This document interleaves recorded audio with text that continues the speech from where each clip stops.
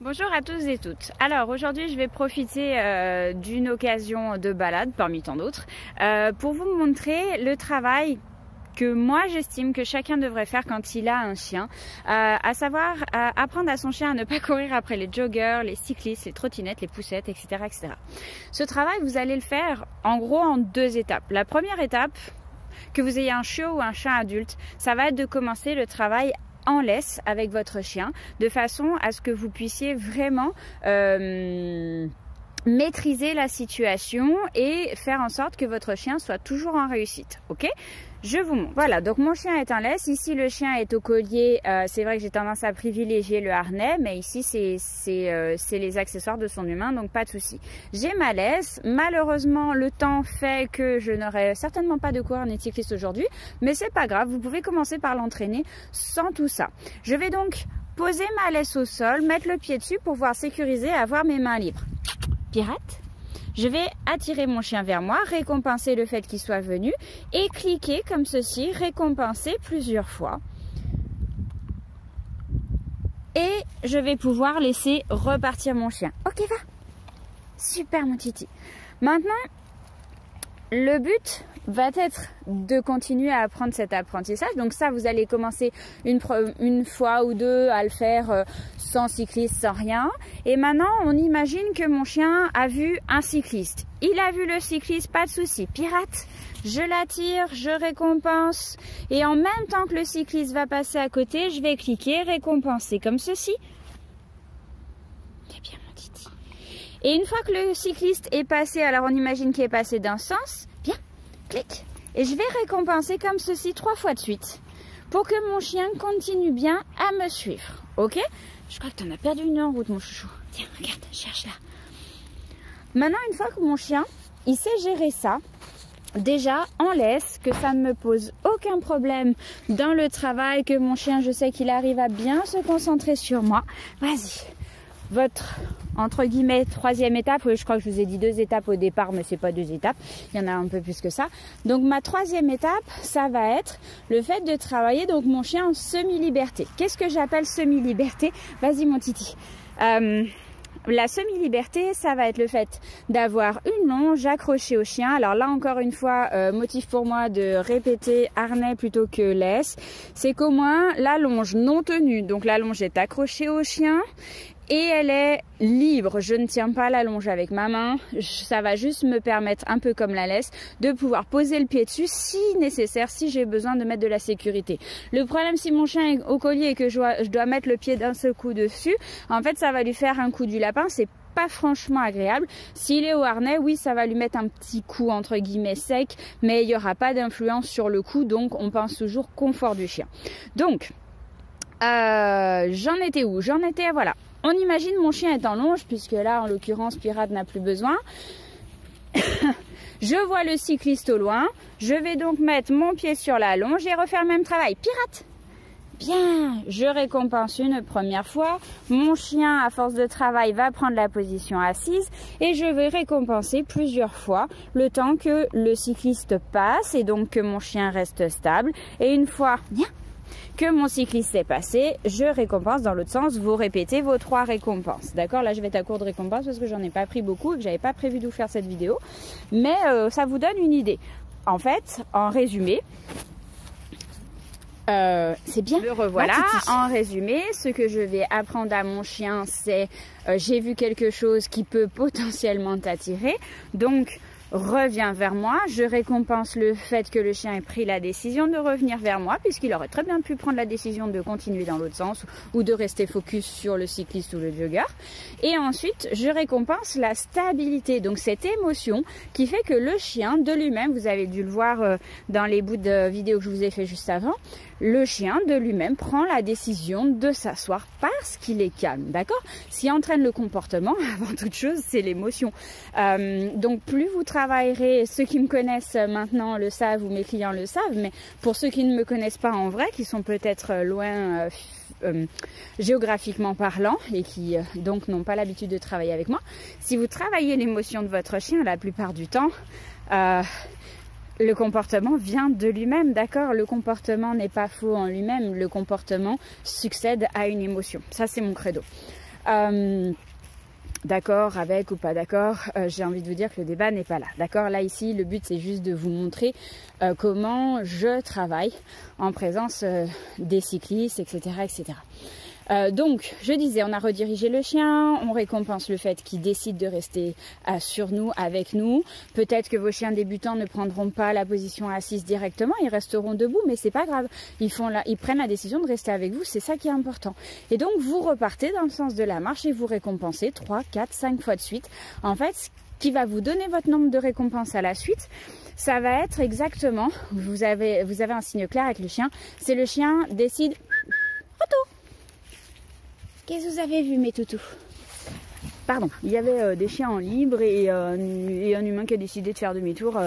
J'ai pas de problème avec le chien en libre, j'ai des problèmes avec les chiens non maîtrisés en libre. Du coup, je vous disais... voilà, je vais vous donner un signe assez clair que votre chien a décidé de vraiment décrocher du cycliste. En fait, c'est simple, tant que le cycliste est en visu et que vous voyez votre chien qui est encore en train de le regarder, vous avez 9 chances sur 10 que quand vous arrêtez la récompense ou même quand vous repartez dans votre marche, votre chien court après votre cycliste. Donc c'est pour ça qu'on va récompenser dans notre sens de marche opposé pour bien garder notre chien avec nous. Et quand vous voyez que votre chien, il regarde plus du tout le cycliste ou le jogger, vous savez qu'il n'y a pas de souci, votre chien va suivre et ne va pas prendre la décision. On va dire que votre pourcentage de chance que votre chien reparte dans l'autre sens en courant le cycliste, il est plus que de 1 sur 10 au lieu de 9 sur 10. Donc c'est déjà mieux. Voilà, j'entends des aboiements au loin, donc typique. Il y a dû y avoir un croisement. Bref. À partir de là, donc vous avez appris ça à votre chien en laisse, vous lui avez appris en longe, vous allez certainement voir à un moment donné que votre chien va toujours faire le bon comportement. En avant! Il va toujours faire le comportement et vous allez même plus à un moment donné, vous allez peut-être même oublier de mettre la laisse à votre chien, de mettre le pied sur la longe à votre chien, pardon. Retour! Pardon, je reprends. Alors voilà, typique là, il y avait des gens qui arrivaient avec 2 chiens en laisse. Moi, mes chiens étant libres. Donc j'ai rappelé mes chiens et j'ai rattaché le temps qui passe. Ce qui m'a valu un merci et ça fait plaisir. Vous voyez, que ce soit des gens avec des chiens en laisse, que ce soit des gens avec des chiens libres, que ce soit des cyclistes, des joggers, etc. Le civisme, et ça c'est vraiment, c'est ma bête noire, j'ai envie de vous dire, le civisme fait...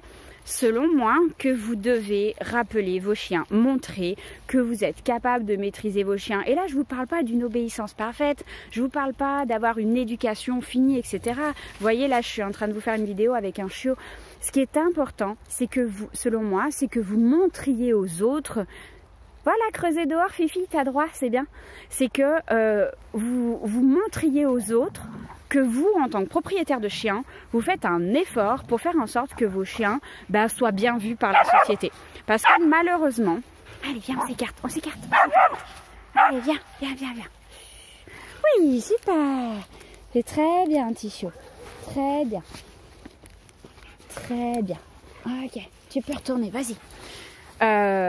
Oui, je vous disais qu'il soit bien vu par la société parce que qu'est-ce qui fait aujourd'hui, j'évade un peu mon débat là, mais qu'est-ce qui fait aujourd'hui que le chien a si peu d'espace, qu'on peut de moins en moins le libérer parce que je suis désolée, même si on a des espaces verts, même si on a des parcs, même si on a des forêts, aujourd'hui je pense que vous savez tous qu'il y a très peu d'endroits où vous pouvez lâcher votre chien.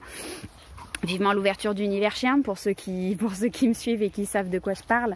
À partir de là, vous devez montrer aux autres que vous faites un effort éducatif, que vous faites un effort pour que votre chien n'embête pas les autres, ne soit pas une gêne pour les autres. C'est comme de ramasser les déjections canines en fait, hein, c'est du civisme. D'accord. Du coup, je me suis évadée du sujet, excusez-moi, mais c'est une bonne occasion avec cette vidéo d'en parler. Donc je vous disais, votre chien est en semi-liberté, il a la longe. À un moment donné, vous allez voir que vous n'avez plus besoin de mettre le pied sur la longe que votre chien gère. Quand vous aurez suffisamment augmenté votre boîte à confiance, votre capital confiance, à un moment donné, vous vous sentirez suffisamment à l'aise pour enlever cette longe. Et ça...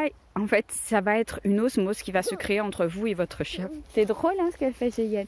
C'est une osmose qui va se créer entre vous et votre chien et qui va faire que vous allez lui faire confiance et que donc à un moment donné, vous allez essayer, vous n'allez pas avoir la longe et vous allez inconsciemment vous dire allez, je le fais. Et vous allez voir que votre chien il va vous faire une super réponse, il va vous faire une belle réussite de je reviens vers toi, je reste avec toi, et vous aurez tout le temps par la suite de retirer les récompenses, bien évidemment, puisque la récompense que vous allez utiliser va disparaître, cette récompense primaire, pour progressivement donner la place à t'es revenu vers moi, t'es resté calme, et ben je te relibère, je te laisse retourner en liberté. Et cette récompense finale de liberté, c'est la récompense ultime. Tout chien travaille pour une récompense ultime, à savoir la liberté, d'accord, et c'est ce que vous devez apporter à votre chien, c'est cette liberté. Je prône le chien libre, je prône le fait que on doit tout faire pour que notre chien soit en libre, puisse avoir cette liberté. Mais pour pouvoir lui donner cette liberté, ben ça passe avant toute chose par une éducation du chien, et ça passe aussi, je suis désolée, mais par une éducation du propriétaire, à savoir rappeler son chien, montrer qu'on le travaille, ou montrer qu'il est travaillé, qu'il est éduqué. Vous pouvez pas savoir, alors c'est sûr, je pense notamment aux cyclistes, avec le nombre de balades que je fais par jour avec mes chiens en libre, il est vraiment sincère que à peu près 5 fois sur 6, j'ai rappelé mes 3 ou 4 chiens, parce qu'en général j'ai 3 ou 4 chiens avec moi, je les ai rappelés, je les ai mis assis à côté de moi, et j'ai même pas droit à un merci. Ça c'est hyper frustrant, je vous avoue sincèrement, en général la personne a droit à un merci, c'est pas fait pour les chiens, parce que c'est pareil, c'est du civisme.